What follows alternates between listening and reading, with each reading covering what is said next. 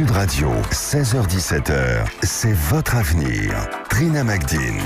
Bienvenue si vous nous rejoignez dans C'est votre avenir. Je suis toujours avec Alexandre Delevan, notre médium, coach intuitif et chromothérapeute qui vous fait ses prédictions. Et c'est lui qui va vous donner le numéro du standard de Sud Radio, Alexandre. Oui, c'est le 0826 300 300. Très bien, on accueille Edith. Bonjour Edith.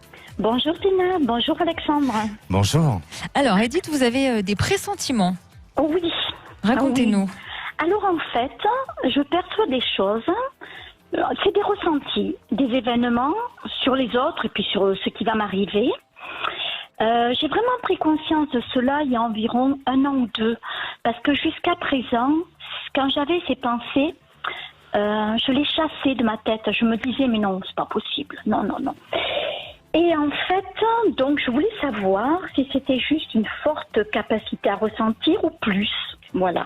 D'accord, alors qu'est-ce qui se manifeste par exemple ? Alors, la première fois, c'est lors du décès de ma grand-mère paternelle, qui n'habitait pas en France, elle était dans un pays étranger, donc je la voyais très peu, puis je la connaissais pas vraiment, le lien était créé mais pas vraiment présent. Et quand elle est décédée, dans la nuit, j'ai rêvé de son décès. Bon, alors ça encore, à la limite, c'est la grand-mère. Et puis, des événements comme ça aussi, où quand il va arriver une panne, paf, ça arrive. Quand le père de mes enfants est décédé, le matin où il est décédé, on n'était plus ensemble, on était séparés. D'accord. Et nous étions à 120 km l'un de l'autre. Et je prenais ma voiture. Et à ce moment-là, je me rappelle être passée sur une flaque et avoir ressenti un énorme malaise. Et c'est au moment où il décède. C'est à l'heure où il décède. Vous voyez, plein de choses comme ça, ou des ressentis envers les autres. Là, pour vous donner un événement récent, dans la semaine, j'ai eu ma fille au téléphone, mon gendre faisait des bricolages. Elle me racontait ce qu'il faisait. Puis, furtivement, j'ai pensé électricité. Et puis, 1 heure ou 2 après, elle m'a envoyé un texto en me disant... Sylvain a cassé un fil. Voilà, des petites choses comme ça qui me traversent l'esprit et que à chaque fois je me dis c'est pas possible quoi. Alors ça je voulais avoir l'avis d'Alexandre. D'accord. Alors ça vous fait des sensations physiques aussi quand vous disiez un profond malaise tout à l'heure. Ah cette fois-là, oui, parce que même quand il y a un événement aussi, quand je suis mariée donc avec le père de mes enfants, on achète un commerce et la première nuit dans ce commerce, le soir en se couchant, j'ai pleuré.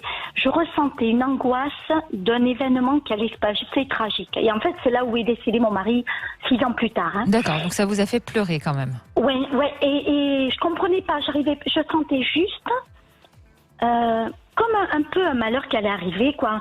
Un mal-être, quelque chose qui allait pas. D'accord. Ouais. Alexandre. Oui. Alors, Edith, est-ce que vous avez déjà fait des vies... Enfin, vous avez déjà eu cette expérience avec les vies antérieures ?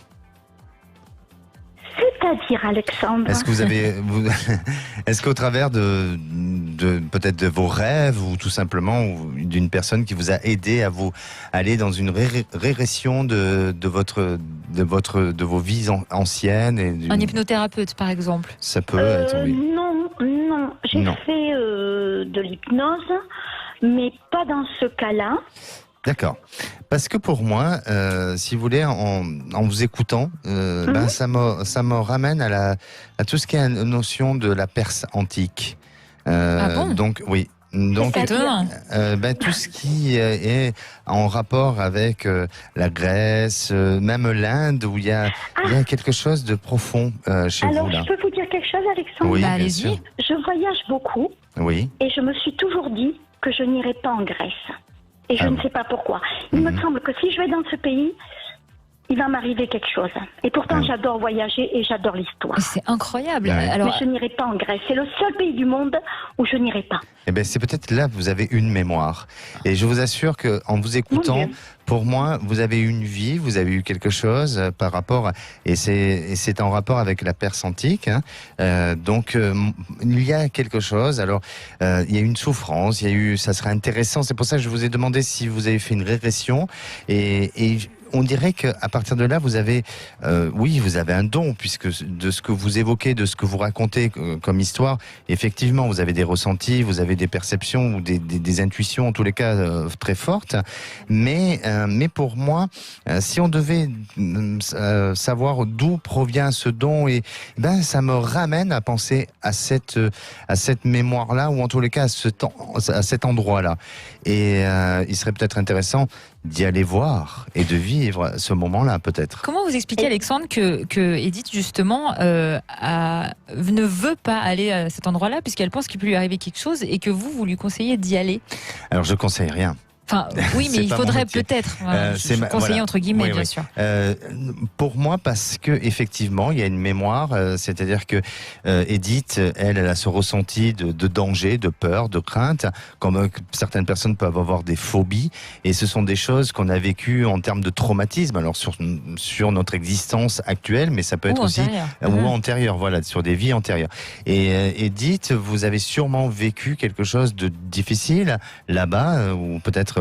Alors, je sais pas, je veux pas vous faire une régression, mais peut-être d'une scène de massacre, vous voyez, en vie antérieure, bien sûr. En vie antérieure, c'est pour ça que vous représentez ce danger-là. Mais j'aurais tendance aussi à parler d'empoisonnement. Vous voyez, dans une vie antérieure. Dans une vie antérieure. Donc, dont elle aurait été victime. Oui, où elle aurait pu avoir agi avec. On en a parlé des vies antérieures dans des émissions qui sont disponibles dans les podcasts sur le site de Sud Radio. Exactement. Donc dans votre famille, il n'y a pas eu de gens qui ont eu des empoisonnements ou des intoxications fortes? Si. Le frère de mon père est décédé avec mon petit cousin mortellement par les champignons. C'est incroyable. Oui. Donc voilà. Alors après, c'est une mémoire. Après, il faut retrouver. Ça m'a marqué. Voilà, exactement. Je le connaissais pas, puisqu'il est mort avant ma naissance, je crois, où j'avais 1 an ou 2, quoi. Oui. Alors là, je suis pas en train de vous dire que vous allez aller en Grèce et que vous allez être empoisonné, pas du tout. Je m'en doute. Voilà, c'est ce qui s'est passé avant, mais c'est pour ça que ça se reproduit aujourd'hui. Vous pouvez aller en Grèce sans problème. Je ne perçois pas de danger. Après, ça vous appartient de le faire ou de ne pas y aller. Mais en attendant, ce ressenti que vous avez, c'est parce que vous avez une mémoire ancienne. Ensuite, de ce que je ressens, c'est que vous pouvez utiliser les cartes. Et il y a un jeu de cartes, mais j'arrive pas à me souvenir. Je viens de m'acheter un oracle angélique. D'accord. Alors, j'allais vous dire, est-ce que c'est un oracle où il y a des figurines c'est très féminin ou Oui, elles sont très belles. Elles sont belles et plutôt des femmes ou Il y a des hommes, mais c'est vrai qu'ils ont un côté efféminé. Efféminé, voilà. Je peux citer le nom de la personne qui a créé l'oracle ou non? On va éviter. Oui. D'accord. Et donc voilà, et je sens que voilà, il y a quelque chose qui va vous permettre de vous essayer, de faire, de développer en tous les cas votre don et continuer comme ça. N'en ayez pas peur et surtout utilisez à bon escient et vous avez quelque chose, vous avez une mémoire ancienne que vous devez peut-être transmettre ce savoir aujourd'hui au travers des cartes, au travers de tout ça et en tous les cas continuer sur cette route-là. Et Edith, vous venez de l'acheter cet oracle, mais vous souhaitez, vous y êtes mis déjà? Vous avez commencé à pratiquer? Pour moi-même. D'accord. Et justement, à chaque fois que je tire une carte, elle me parle. Ça fait que 2-3 jours, c'est récent. D'accord. Mais elle me parle. Oui. C'est-à-dire? C'est-à-dire sur des questions, sur des choses là qui devaient se passer. Et chaque fois, là, sur la carte que je sors, sur ce qu'il y a écrit, je sais pas comment vous dire. Vous recevez beaucoup de messages, vous ressentez beaucoup de choses. Oui. D'accord. C'est pour moi, pour l'instant, je l'ai fait que pour moi. D'accord. Oui, voilà, c'est un oracle angélique.